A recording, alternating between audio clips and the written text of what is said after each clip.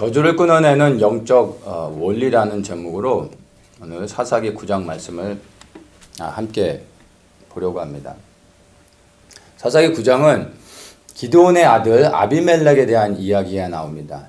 이 아비멜렉은 기드온의 아들이지만 사사는 아닙니다. 스스로 왕이 되고 싶어서 진짜 왕이 되어졌던 사람의 이야기입니다. 그런데 그가 왕이 되어졌었지만 사실 그의 인생의 끝은 아주 비참하게 끝나게 되는 것을 우리가 말씀을 통해서 보게 됩니다.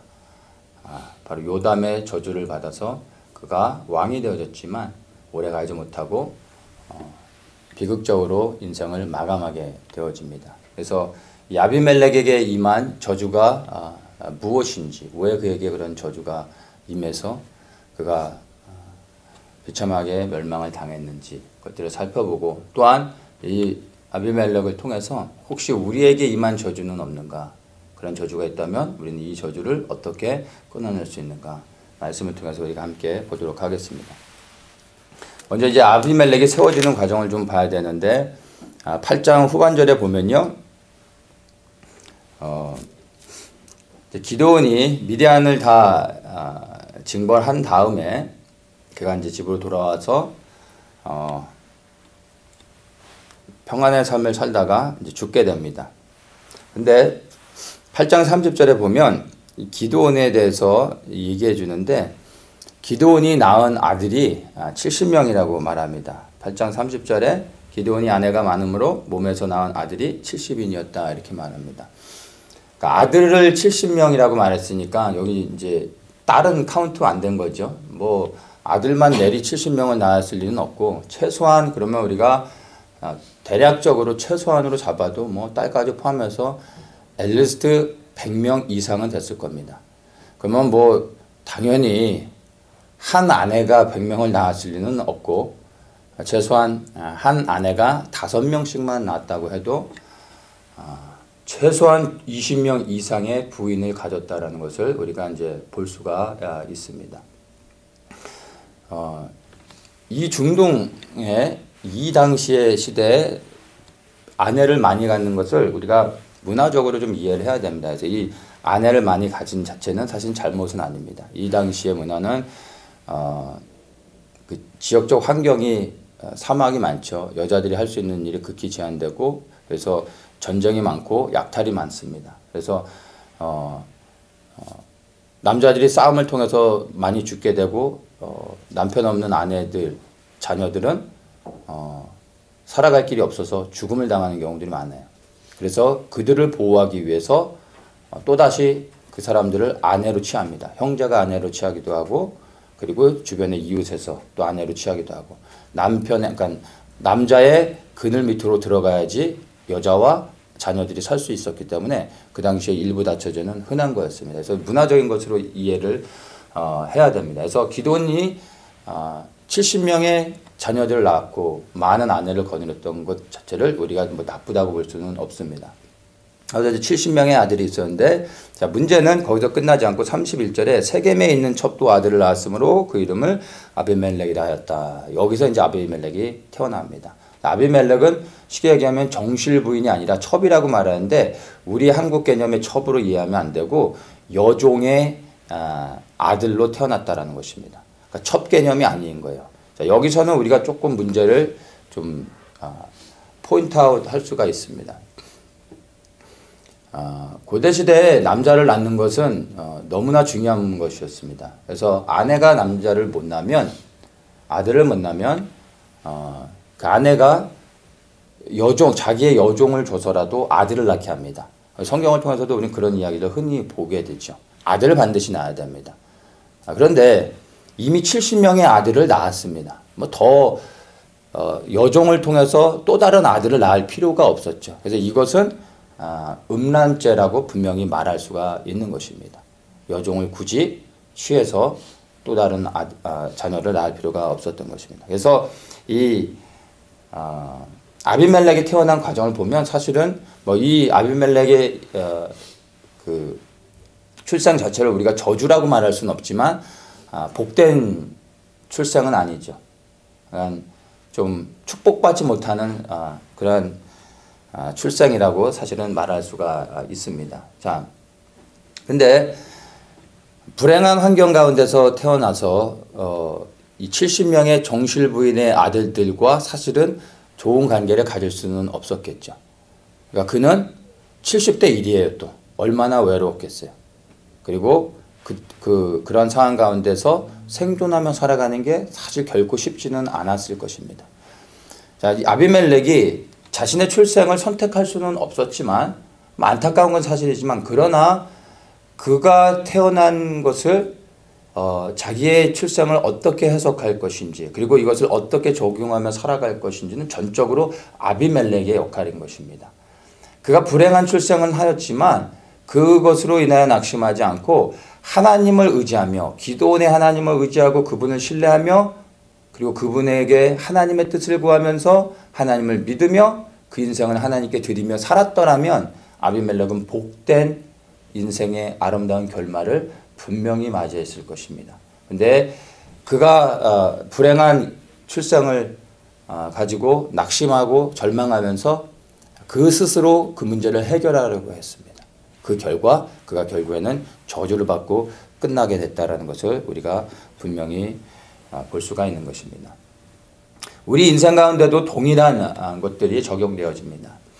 우리 인생 가운데 일어나는 수많은 일들과 사건들이 있는데 이것들은 우리가 다 컨트롤할 수가 없는 것이에요. 내가 원하는 일들이 일어날 수 있도록 선택해서 그것들을 가져올 수는 없습니다.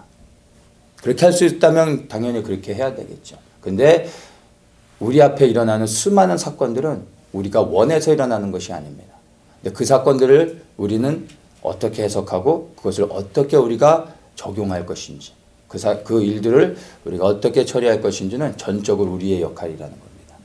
그것 또한 동일하게 우리가 그 사건들을 하나님의 뜻 안에서 해석하면서 내가 원치 않는 일을 당하고 감당할 수 없는 또 아픔이 있다 할지라도 그것들을 주님께 올려드리며 하나님 안에서 뜻을 구하고 하나님의 도우심으로 또 우리가 하나님의 지혜를 구하면서 그 문제를 하나하나 해결해 나간다면 하나님께서 좋으신 하나님께서 반드시 우리의 인생을 인도해 주시며 우리가 감당할 수 없었던 문제일지라도 아니 절대로 해결할 수 없을 것 같은 큰 문제도 하나님의 도우심을 구하며 그분을 신뢰하며 그렇게 우리가 하나님의 뜻 안에서 살아가고 한다면 반드시 하나님께서 우리의 인생 가운데 평안의 은혜를 허락해 주시고 그 모든 문제를 넉넉히 이길 수 있도록 해 주십니다.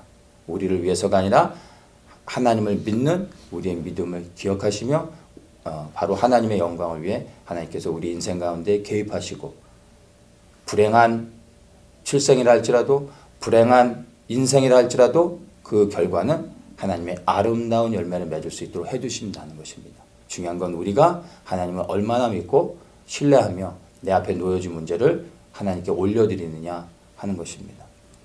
그럴 수 있는 분들이 되길 축복합니다. 근데 아비멜렉은 하나님을 선택하지 않고 자기의 방법으로 자기 인생의 문제를 해결하려고 했습니다. 자, 그래서 이제 기드온이 이제 죽고 난 다음에 이스라엘 백성들이 즉시로 하나님을 떠나 음란을 저지르고 악한 일을 행하며 우상 숭배를 하게 됩니다. 그리고 이제 기드온이 죽고 난 후에 이 아비멜렉이 자신의 인생의 문제를 해결하기 위해 이제 일어나게 됩니다. 9장 1절에 보면 이제 아비멜렉이 이렇게 말합니다. 아비멜렉이 세겜에 가서 그 어미의 형제에게 이르러 그들과 외조부의 온 가족에게 말하여 가로되. 그러니까 이 세겜은 아비멜렉의 고향이죠. 자기의 그 어머니가 살고 있는 곳입니다. 그곳에 가서 이제 그 가족들에게 말하는 겁니다. 청하노니 너희는 세겜 사람들의 귀에 말하라.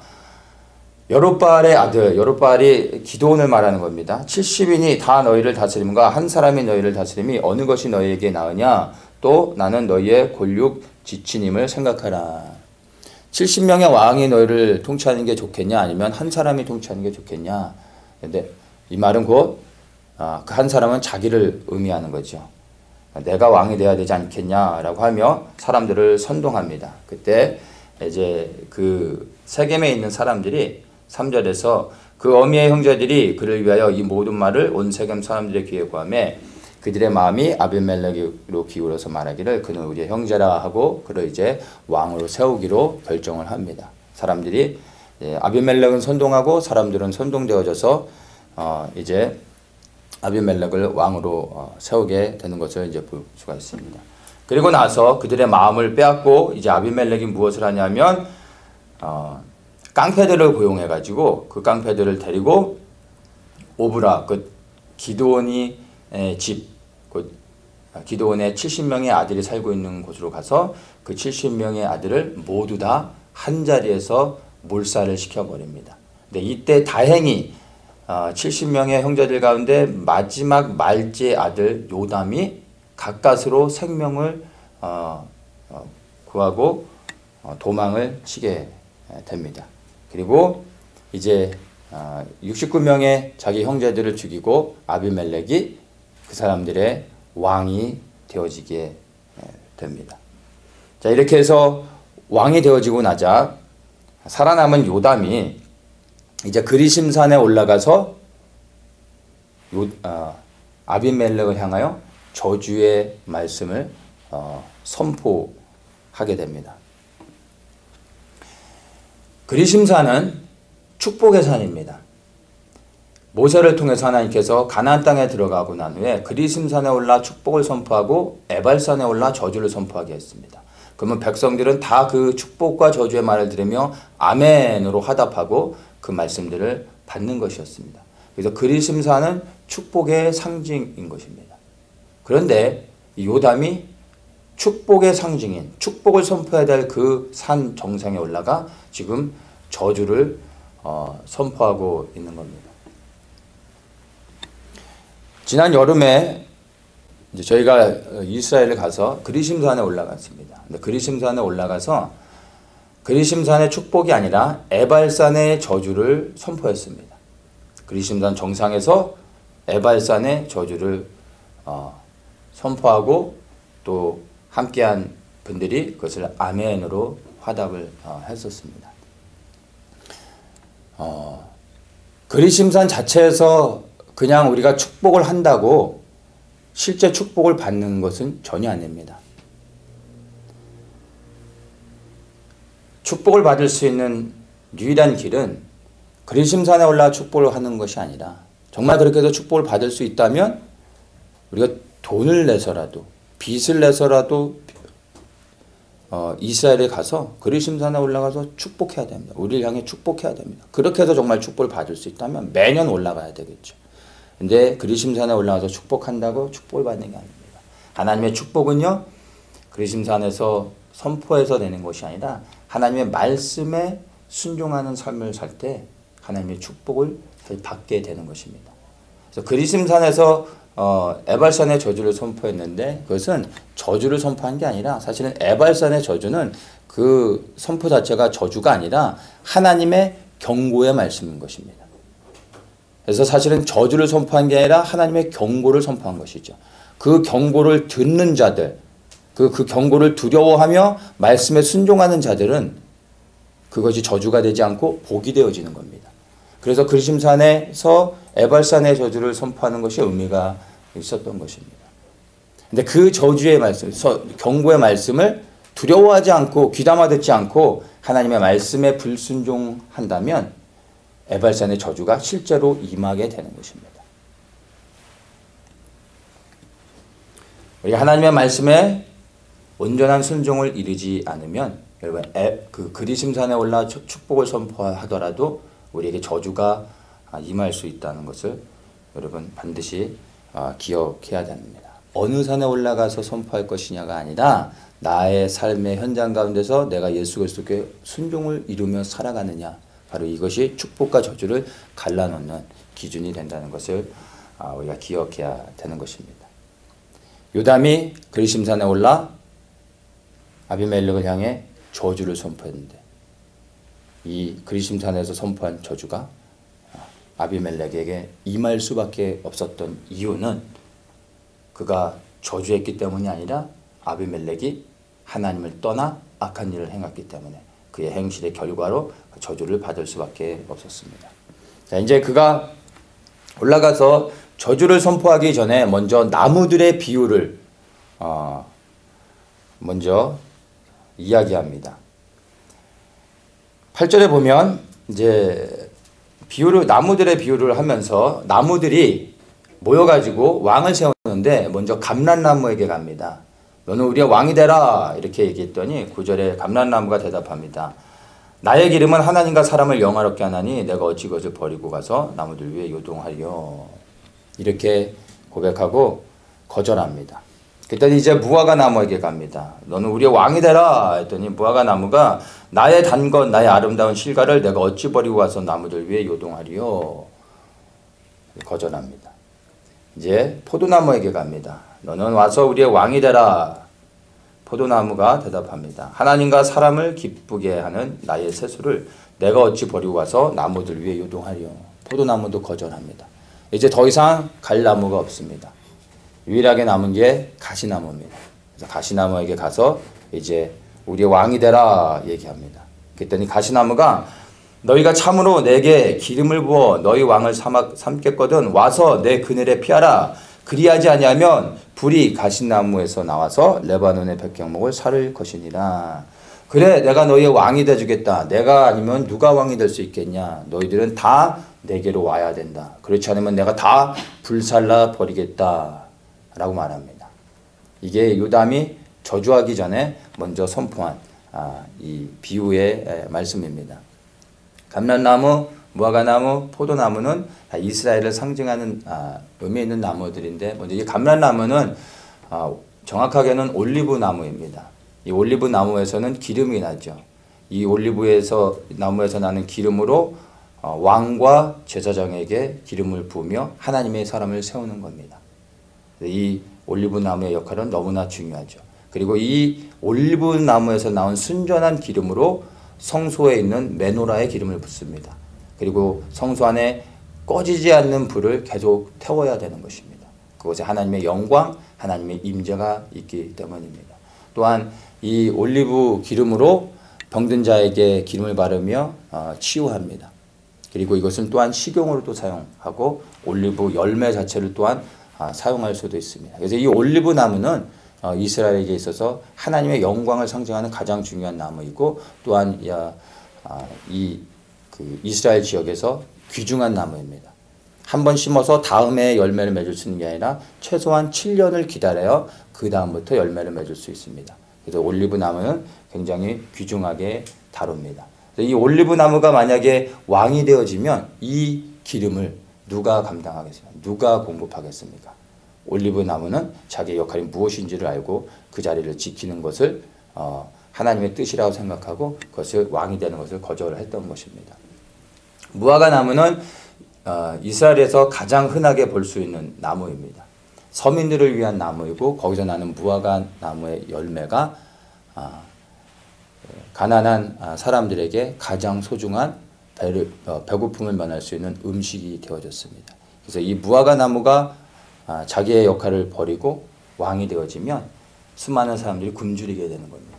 그래서 무화과 나무가 자기의 역할을 알기 때문에 그것 또한 거절한 것입니다. 포도나무는 우리가 아는 것처럼 포도주를 만들게 됩니다. 이스라엘에서는 물이 부족하기 때문에 물 대신에 마시는 것이 포도주입니다. 그리고 집안 자체가 석회암이죠. 그래서 물을 마실 때 그 물 안에 아주 자잘한 그 돌들이 포함돼서 이 돌을 마시게 됩니다. 이 포도주를 마시면 그 몸 안에 있는 돌들을 해독하는 작용이 있습니다. 그리고 이 더운 지역에서 포도주를 마시는 건 몸을 보호하게 되고 갈증을 해소하는 역할들을 해주고 또 치료의 역할들을 하게 됩니다. 사도 바울도 포도주로 병을 치유하는 것들을 권하기도 했던 것을 성경에서 볼 수가 있습니다. 그래서 이 포도나무에서 난 이 포도주를 마시는 것을 우리는 술을 마시는 걸로 생각하면 안 되고 이스라엘에서 포도주를 마시는 것은 생활인 것입니다. 그리고 이스라엘의 중요한 절기들 6월절부터 시작해서 초막절까지 이 모든 절기들 안에 포도주를 마시는 것이 포함되어 있습니다. 이 포도주를 마시는 건 잔치 때 그리고 결혼식 때 모든 절기 가운데 또 포도주를 마시면서 이 포도주를 빼면 이스라엘 안에서 정말로 기쁨이 사라지게 되는 겁니다. 이제 포도나무는 너무나 중요한 역할을 하게 되는 겁니다.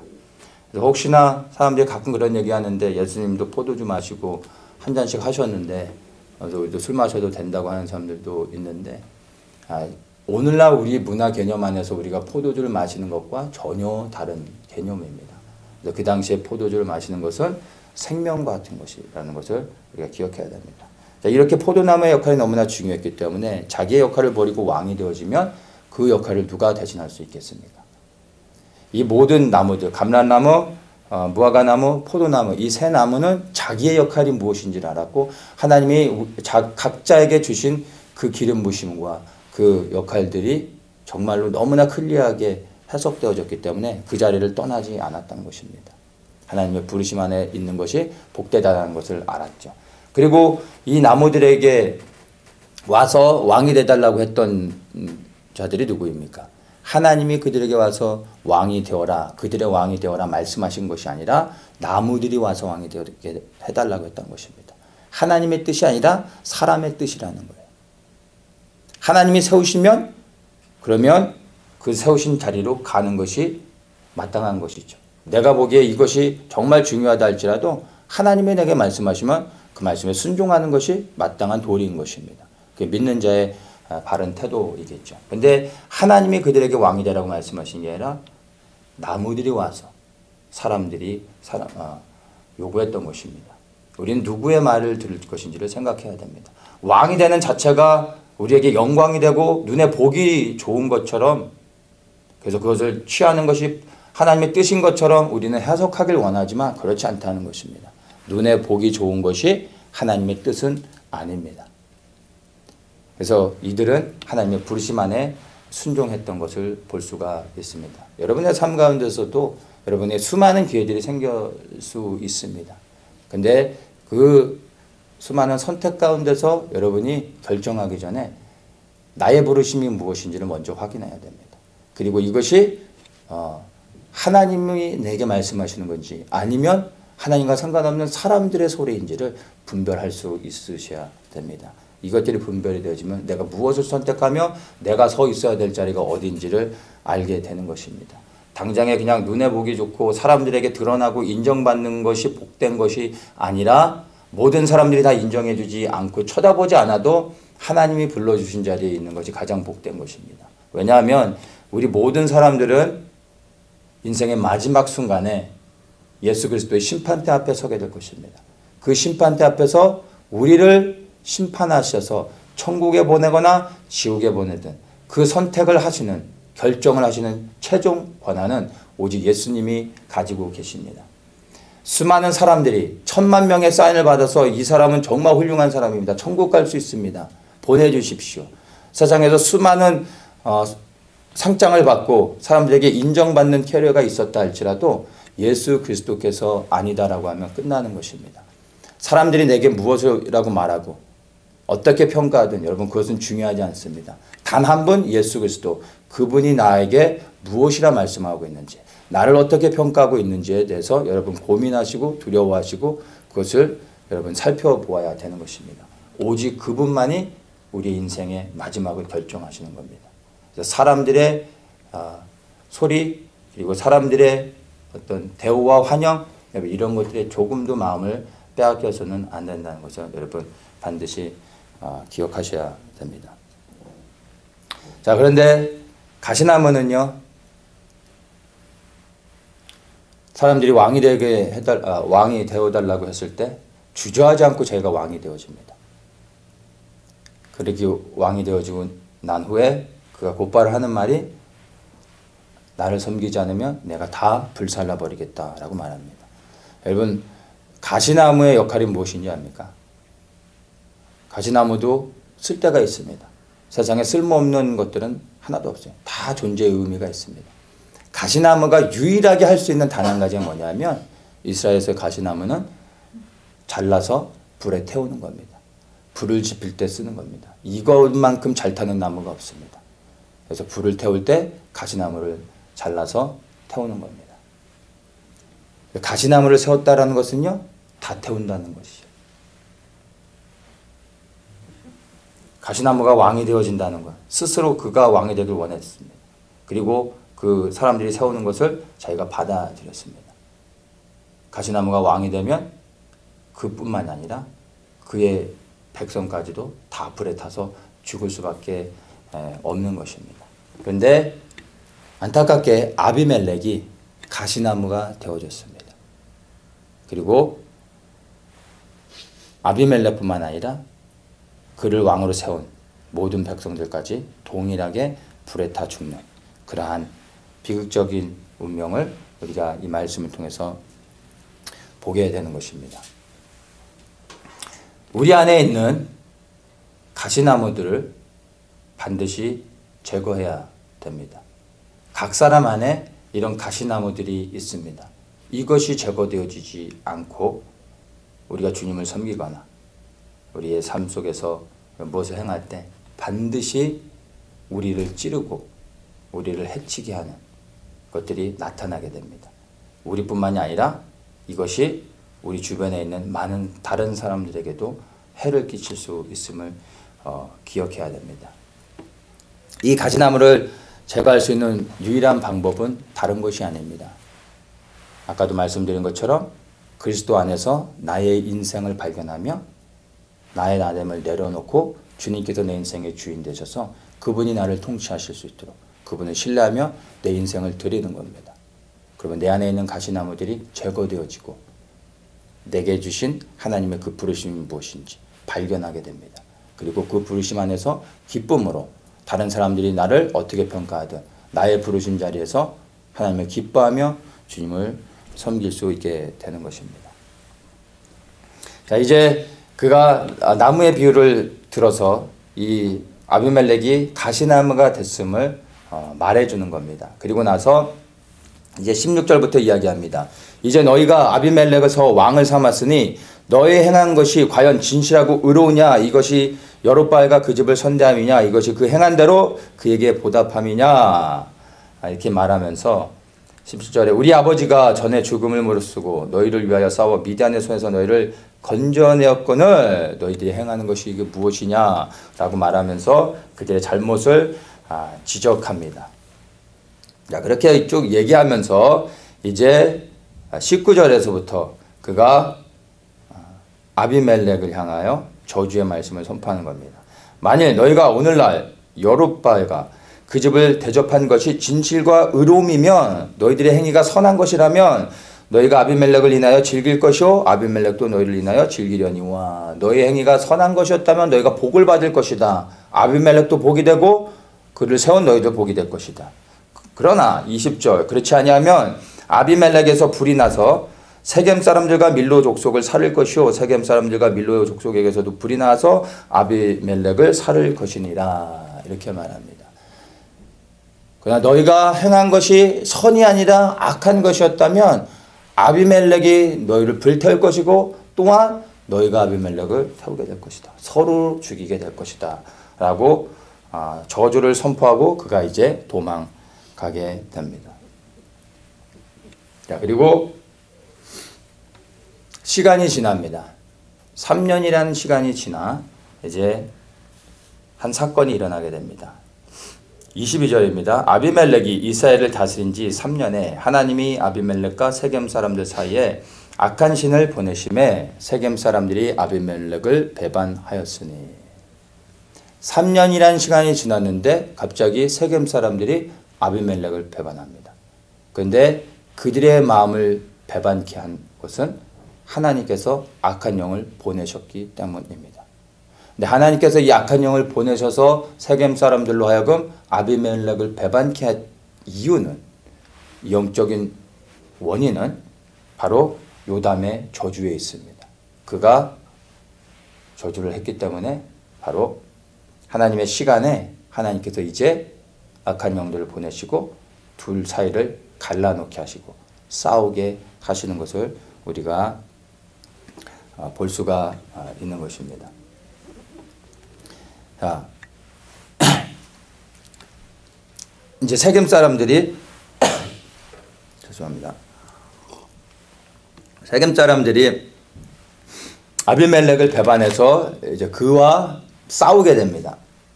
그래서 이 아비멜렉을 따르는 자들과 세겜 사람들이 이제 싸움을 하게 되는데 아비멜렉이 세겜 사람들을 이깁니다.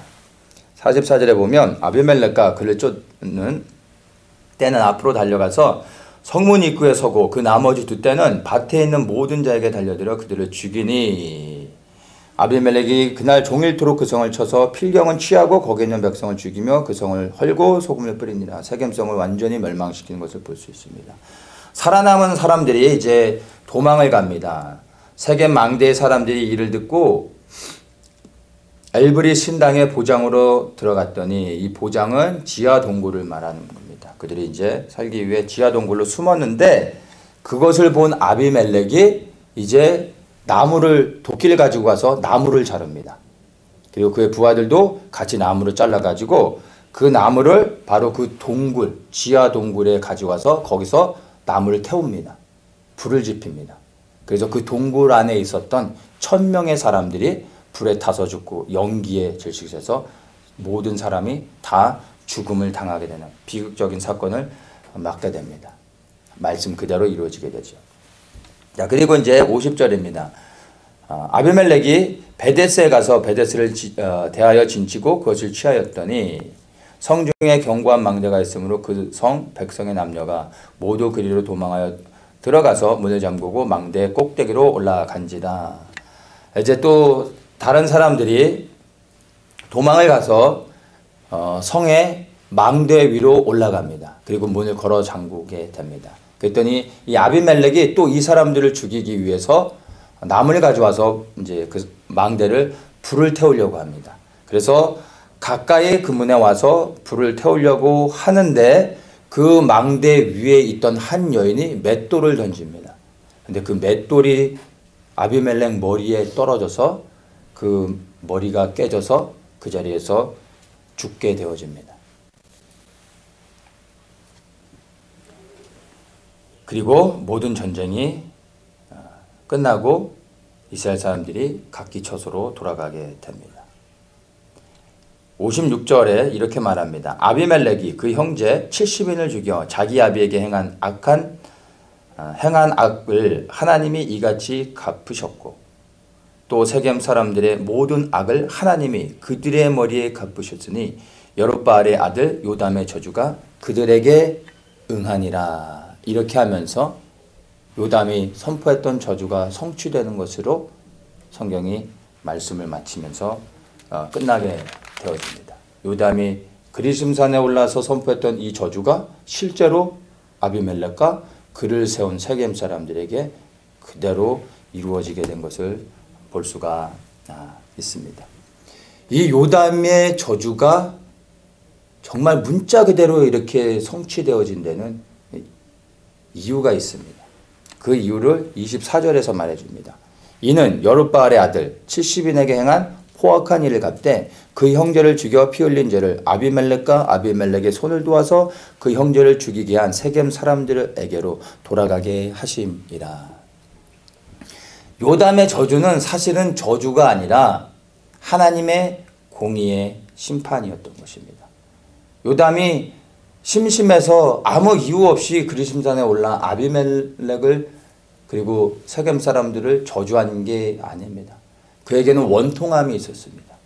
한날 한시에 아무런 이유도 없이 그의 형제들이 69명이나 되는 그의 형제들이 한순간에 다 죽음을 당했습니다. 이 요담의 마음을 누가 이해할 수 있겠습니까? 그의 원통함이 얼마나 컸겠습니까? 하나님께 이것을 신원했던 것입니다.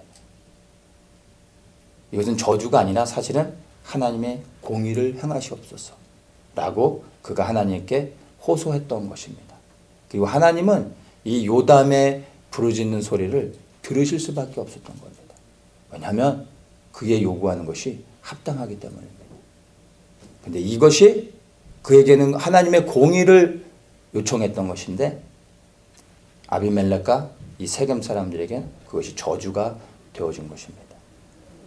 그래서 이 요담의 저주는 합법적이라는 것을 우리가 볼 수가 있습니다.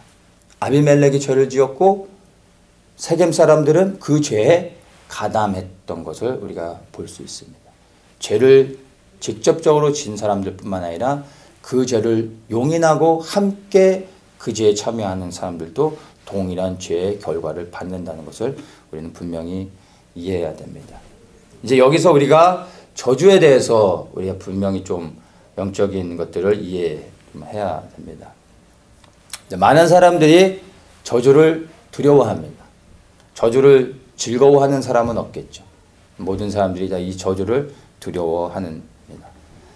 진짜 실질적으로 저주하는 말도 있지만 어떤 폭언들, 어떤 재수 없는 말들, 그리고 우리를 두렵게 하는 여러 가지 이런 모든 그 말들, 이 모든 것들이 다 포함되는 것입니다. 이러한 저주의 말들에 대해서 우리가 영적인 이해들, 영적인 원리가 어떻게 되어지는지를 우리가 좀 잘 이해할 필요가 있습니다. 아프리카 같은 곳에서 특별히 이런 일들이 더 많이 일어나는데 어떤 능력 있는 주술사가 실제로 어떤 사람을 향해 저주를 선포하면 그 저주가 그대로 이루어지는 것들을 많이 볼 수가 있습니다. 그런 일들이 일어날 때 그 주변에 사는 사람들은 그 능력 있는 주술사의 말을 들을 수밖에 없겠죠.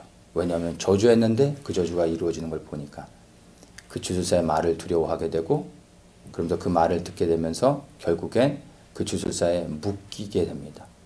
그리고 영적으로 컨트롤 되어져서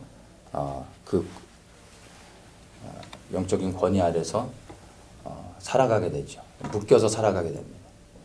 이런 것들이 사실은 많이 있습니다. 꼭 이런 경우가 아니어도 우리의 일상의 삶 가운데서도 동일하게 경험할 수 있습니다. 이렇게 말로써 또 이렇게 위협을 하고 그렇게 하면서 우리가 영적으로도 눌리죠. 그러면서 묶이게 되어집니다.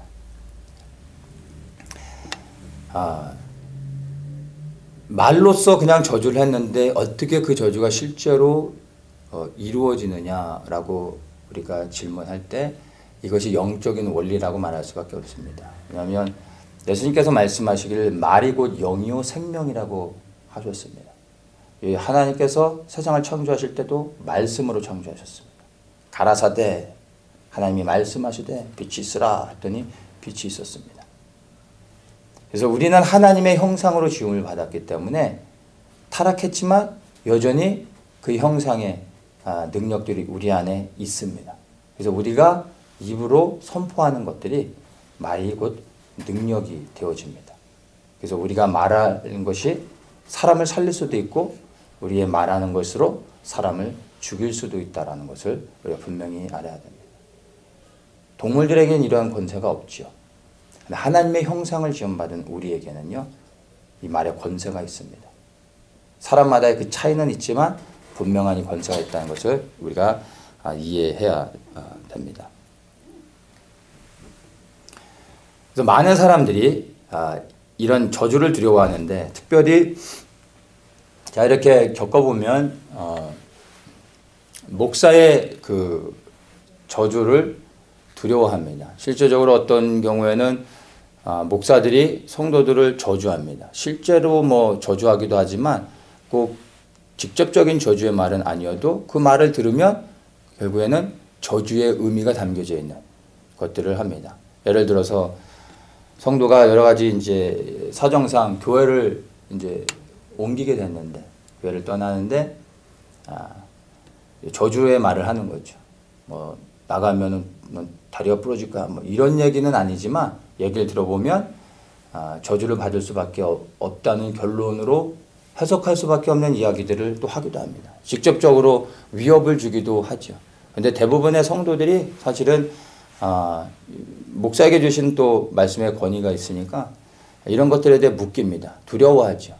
그래서 교회를 나가려고 해도 나가지 못하는 경우들도 있고, 어떤 충돌들이 일어날 때 목사들이 말을 통해서 위협을 할 때 저주를 받을까 봐 두려워해서 말하지 못하고 이렇게 묶여져 있는 경우들을 많이 봅니다. 꼭 목사의 뭐 이런 예를 들었지만 이것뿐만이 아니라 우리 일상 가운데서도 어떤 모든 사람들의 관계 안에서 이러한 일들이 항상 있습니다.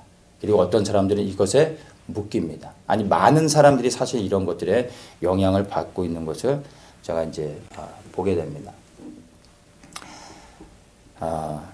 저주에 대한 영적인 원리를 이해해야 되는데요. 만약에 누군가가 우리에게 정말로 저주를 했다면 근데 그 저주가 실제로 우리에게 임하는가를 우리가 곰곰이 생각해 봐야 됩니다. 임할 수도 있고 임하지 않을 수도 있습니다. 여기에는 이제 조건이 있습니다. 예를 들어서 말씀을 드린 것처럼 어떤 주술사가 어떤 사람에게 저주를 했는데 그 저주가 실제로 임할 수 있습니다. 근데 이것은 일반적으로 믿지 않는 사람들에게 적용되어지는 것입니다. 영적인 능력을 악한 자들이 사단을 통하여 악한 능력들을 갖고 그 능력들을 실제로 행사할 수 있습니다.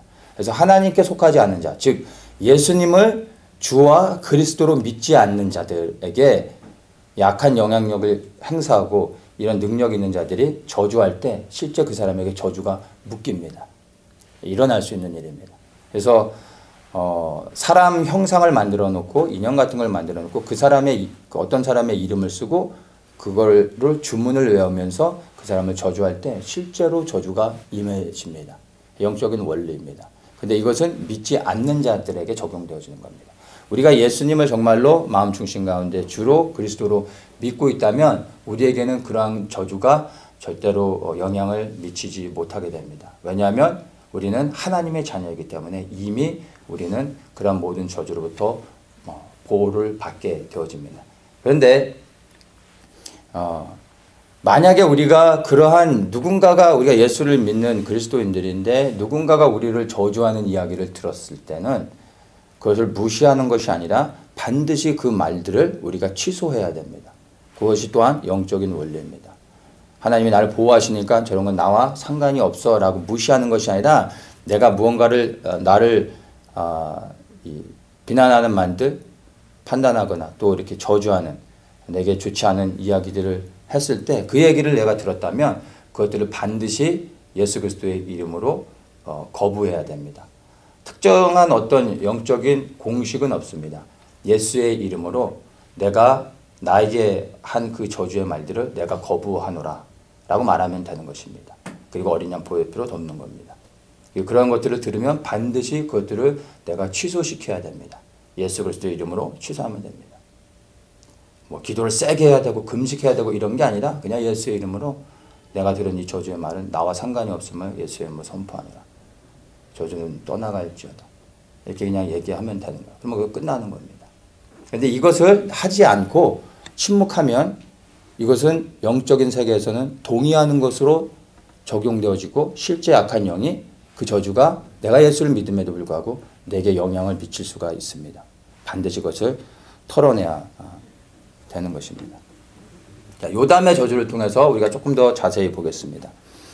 요담이 말씀드렸던 것처럼 뜬금없이 아무 이유 없이 재미로 삼아서 올라가서 저주를 선포했던 게 아니라 바로 그가 당한 원통함, 이유가 있었기 때문이고 그것을 하나님께서 신원하는 거였고 부르짖는 것이었고 그 저주는 하나님이 들으시고 하나님 보실 때 합당한 것이기 때문에 요담의 그 저주를 하나님이 들어주셨다는 것을 우리가 보았습니다. 그러니까 저주는 무조건 선포한다고 실제 그 저주가 임하는 게 아니라 하나님이 보실 때 조건이 맞아야 실제 그 저주가 임한다는 것입니다. 근데 나의 어떤 그 개인적인 이유로 나의 유익을 위해서 어떤 사람들을 내가 컨트롤하기 위해서 누군가를 협박하면서 저주하는 것은 그것은 영향력이 없다는 것입니다. 그리고 어떤 악한 의도를 가지고 이 사람을 해코지하기 위해서 이 사람을 그냥 무너뜨리기 위해서 징후하기 때문에 저주하는 것들도 사실 그것은 아무런 영향력이 없습니다. 그래서 그런 것은 염려할 필요가 없습니다. 다만 그런 저주를 들었을 때 우리는 반드시 거기에 대해서 반응하면서 그 저주를 무효화시키고 그것들을 차단해야 되는 것입니다. 제가 예전에 이제 크레딧 카드에서 사용하지 않았는데 그 빠져나간 몇 번의 케이스가 있었는데 빌링을 이제 봤는데 타주에서 몇백 불, 또 다른 타주에서 또 하루 이틀 차이로 또 몇백 불을 이렇게 차지한 것이 있었어요. 인터넷 사기죠. 그래서 제가 이제 전화를 걸었어요. 걸었더니 그걸 딱 보더니 뭐 즉시로 어카운트를 클로즈 해주고 새 카드를 보내주겠다고 하면서 이것은 다 크레딧 해주겠다고 하더라고요. 그리고 2, 3일 후에 확인해 봤더니 다 크레딧이 들어왔고 일주일 후에 새 카드를 받았습니다. 뭐 크레딧 카드 회사에서 뭐 딱 보면 알죠. 그러니까 해결이 됐습니다. 근데 만약에 제가 이 빌링에 딱 온 걸 보고서도 내가 쓰지 않았는데 이미 차지가 돼서 인터넷 도용을 통해서 차지가 됐잖아요. 근데 이거를 내가 소송을 하지 않으면 클레임을 걸지 않고 내가 안 했는데 하고 이걸 덮어버리면 어떻게 됩니까? 자동으로 이게 크레딧이 되어집니까? 내가 안 썼는데? 아니죠. 내가 소송을 걸지 않으면 내가 쓰지 않은 것이지만 이건 그대로 지나가는 겁니다. 맞습니까? 내가 하지 않은 것인데 내게 영향이 미쳐질 때 반드시 그것을 말해야 됩니다. 그러면 하나님께서 그것들을 해결해 주시는 겁니다.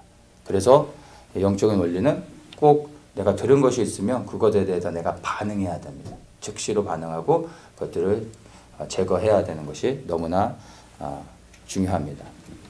그래서 그 어떤 저주들을 거부하는 그런 기도들이 공식은 없지만 예수 그리스도의 이름으로 반드시 그걸 기도할 때 자유함을 얻고 그것들이 이제 제거가 되어집니다. 그리고 그것을 믿으며 우리가 자유할 수 있습니다. 자, 근데 또 다른 예가 있어요. 제가 안 썼는데 한 100불 정도 모르는 곳에서 무슨 엔터테인먼트이라고 해서 차지된 게 또 예전에 있었어요.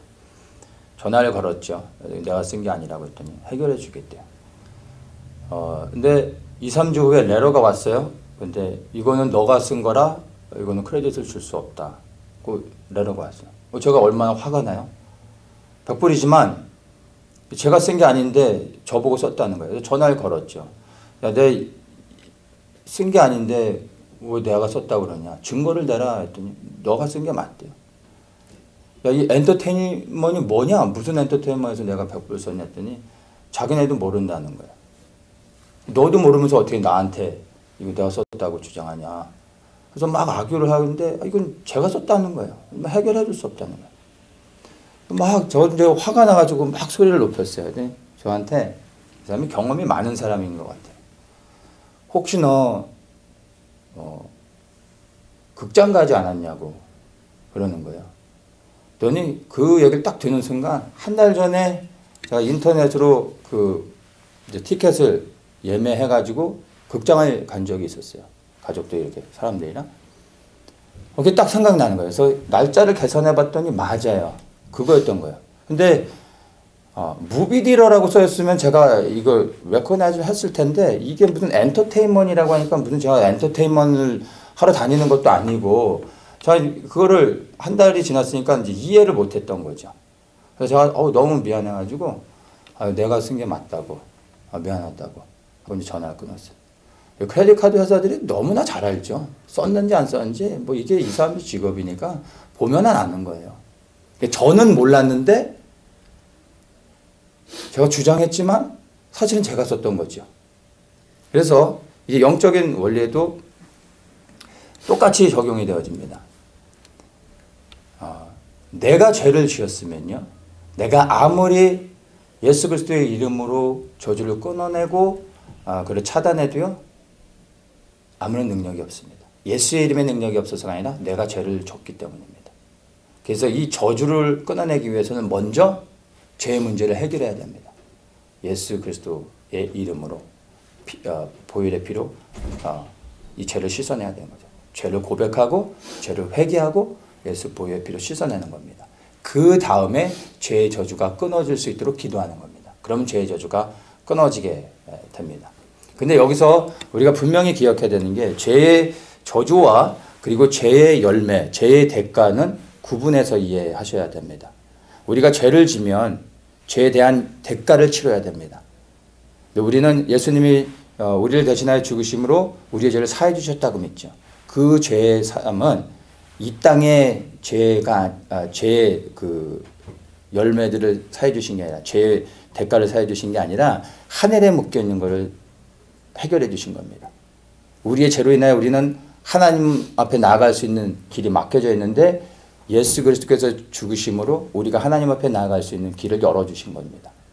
하늘에 막혀 있는 것을 열어준 거죠. 땅의 것은 다른 문제입니다. 땅의 문제와 하늘의 문제는 다른 것입니다. 예수님께서 이 땅에서 우리가 짓는 그 죄의 열매들을 다 해결해 주시는 게 아닙니다. 우리가 살인을 저질렀어요. 근데 우리가 그걸 진심으로 뉘우쳤어요. 그러면 법원에서 너 진심으로 뉘우쳤으니까 감옥 안 가도 돼라고 합니까? 아니죠. 감옥은 가야죠. 내가 지은 죄에 대한 형벌은 이 땅에서 받아야 되는 겁니다. 그런데 내가 정말 마음 중심 가운데 회개했다면 하나님은 그 죄를 용서해 주시죠. 그래서 하나님과의 관계는 막힘이 없어집니다. 그 죄로 인하여 내가 지옥에 가진 않습니다. 그러나 이 땅에서 치러야 될 죄의 대가는 반드시 치러야 되는 것입니다. 그래서 우리가 죄를 지면서 회개하면 되지. 천만의 말씀이에요. 여러분, 죄에 대한 대가, 이 땅에서 묶여지는 죄의 대가는 반드시 우리가 책임져야 되는 겁니다. 그것까지 하나님이 주님께서 책임져 주시는 게 아니라는 걸 기억하셔야 됩니다. 그래서 우리가 이 땅에서 묶여지는 죄의 대가를 치르는 것과 예수님께서 우리의 죄를 사해 주시는 것, 이것은 반드시 우리가 구분해서 이해할 수 있어야 됩니다. 그래서 먼저 우리의 죄를 사함을 받고 그 다음에 우리 안에 그 죄를 사함을 받았음에도 불구하고 죄의 저주들, 죄의 대가가 아닌 죄의 저주들이 우리 안에 끊임없이 영향을 미칠 때 우리는 그것들을 이제 예수 그리스도의 이름으로 거부하고 잘라낼 수 있다는 것입니다. 그래서 하늘의 영역과 땅의 영역을 구분해서 이해할 수 있어야 됩니다. 그렇다면 또 한 가지가 남는데 우리가 인식하지 못하는 가운데 누군가가 내 뒤에서 알지 못하는 가운데 나를 저주한다면 그건 어떻게 돼야 되는 겁니까? 그래서 우리가 수시로 그냥 날마다 그냥 죄의 저주를 혹시 누가 나에게 저주를 하지 않았을까 싶어서 죄의 저주를 끊어내고 날마다 이런 기도가 아니라 이런 것 때문에 우리가 날마다 예수 어린 양 보혈의 피를 우리에게 발라야 되는 겁니다. 그 보혈의 피를 우리에게 적용하고 그 피를 덮어야 되는 것입니다. 예수 그리스도의 그 보혈의 피의 능력은 이 시간에도 실제적으로 역사하는 것입니다. 우리가 아침에 일어나면 씻듯이 예수의 보혈의 피로 날마다 일어날 때 우리의 영과 혼과 육을 어린 양 보혈의 피로 덮어야 됩니다. 그러면 누군가 나를 저주했던 것들이 제하여지는 겁니다.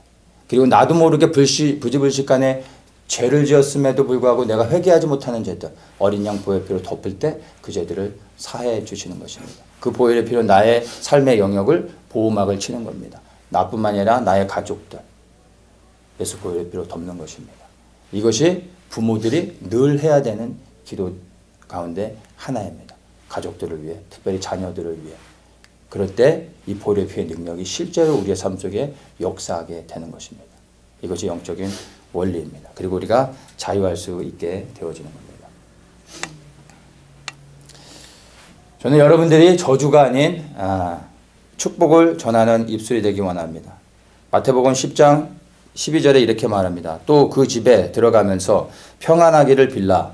그 집이 이에 합당하면 너희 빈 평안이 거기 임할 것이요 만일 합당치 아니하면 그 평안이 너희에게 돌아올 것이니라. 이게 예수님이 우리에게 말씀하시는 겁니다. 우리에게 허락하신 입술의 권세는 저주가 아닌 평안과 축복을 선포하게 하는 것입니다. 우리가 예수의 이름으로 가는 모든 곳마다 축복하고 평안을 구할 때 하나님의 나라의 능력이 그 가운데 그 사람들에게 임하여지는 겁니다. 그러면서 하나님의 나라의 통치가 확장되어지는 겁니다. 그래서 우리를 하나님께서 이 평안을 전하는 자로, 축복을 선포하는 자로, 하나님의 생명을 전하는 자들로 우리를 세우시는 것입니다. 그것이 우리를 먼저 택하시고 구원하시고 세우신 하나님의 부르심이라는 것을 기억하셔야 됩니다. 우리가 기도해 준 평안이 그 사람에게 그곳에 합당하지 않으면 그 평안이 나에게 돌아온다라고 말하고 있음을 우리가 볼 수가 있습니다. 그래서 우리가 구하는 평안이 정말로 우리에게 복이 된다는 것을 알 수 있고, 이 성경에서 말하고 있진 않지만 영적인 원리는요, 우리가 누군가를 위해 축복을 구했는데 그 축복이 그에게 합당하면 그 사람에게 그 축복이 가고 끝나는 것이 아니라, 우리가 구했던 축복이 그 사람에게 복이 되어질 때 그 축복을 선포한 우리에게도 동일한 축복과 평안의 은혜가 우리에게도 임하는 게 영적인 원리인 것입니다. 그래서 정말로 형제와 자매를 축복하면서 세워주고 격려해주는 사람들의 삶을 보세요. 그 사람들의 삶이 평안하고 복된 것을, 아름다운 열매를 맺고 살아간다는 것을 우리가 볼 수 있습니다. 이거는 분명한 영적인 원리입니다. 그래서 우리가 축복을 할 때 그 축복으로 인하여 함께 우리가 세워지는 것이고, 그것이 합당하지 않다면 우리에게 또한 그 복이 돌아오는 것입니다. 그래서 우리는 늘 축복을 전하는 자가 되어져야 된다는 것입니다. 이것을 우리가 또한 저주에도 반드시 연결시켜서 이해를 해야 됩니다. 우리가 누군가를 만약에 저주했다면 그 저주가 그 사람에게 합당하지 않으면요, 반드시 그 저주가 나에게 돌아온다는 것을 이 영적인 원리를 통해 분명히 알 수 있는 겁니다. 내가 한 저주가 나에게 올무가 되어지는 겁니다. 그래서 우리는 결코 저주를 선포해서는 안 됩니다. 그러면 내가 선포한 저주가 그 사람에게 합당한 것이라면 그 사람이 저주를 받고 끝납니까? 아니요. 그게 그 사람에게 합당하다 할지라도 그 사람이 저주로 무너지며 그 저주를 선포한 나에게도 저주가 동일하게 임하는 것입니다. 성은 악인의 이 입을 통하여 성이 무너진다라고 잠언에서 말하고 있습니다. 하나님께서 저주하실 때 하나님의 사람을 세우는 게 아니라 악한 자들을 세워서 저주하게 하십니다. 성경의 원리를 보면 이 악한 자들을 세워 이스라엘을 심판하실 때도 악한 자들, 이방인들을 세워 하나님의 백성들을 심판하시죠. 그리고 나서 그들은 복을 받으며 살아갑니까? 하나님이 반드시 그들을 심판하십니다. 악한 자들을 세워 저주하게 하시고 그 저주가 그에게 임하게 하시지만 그 저주를 선포한 자도 끝내는 멸망을 당하게 되는 게 영적인 원리입니다. 하나님을 믿는 사람, 하나님 앞에 순종하며 살아가는 사람들, 하나님이 결코 저주하는 자로 세우지 않는다는 것입니다. 여러분이 누군가를 저주하고 판단하고 있다면 그건 성령이 하시는 일이 아닌 겁니다. 여러분의 입술이 저주하는 입술이 되기를 원치 않습니다. 입을 닫으시고 오직 성령 안에서 성도를 세우고 격려하고 축복하는 그러한 평안의 복음을 전하는 분들이 되시기를 예수님의 이름으로 축복합니다. 그러기 위해서는 먼저 나에게 묶여져 있는 저주를 끊어내야 됩니다. 예수 그리스도의 이름으로 죄를 회개하고 죄로부터 자유함을 얻으십시오. 그리고 예수 그리스도의 이름으로 형제와 자매를 축복하는 모든 분들 되시게 예수님의 이름으로 축복합니다.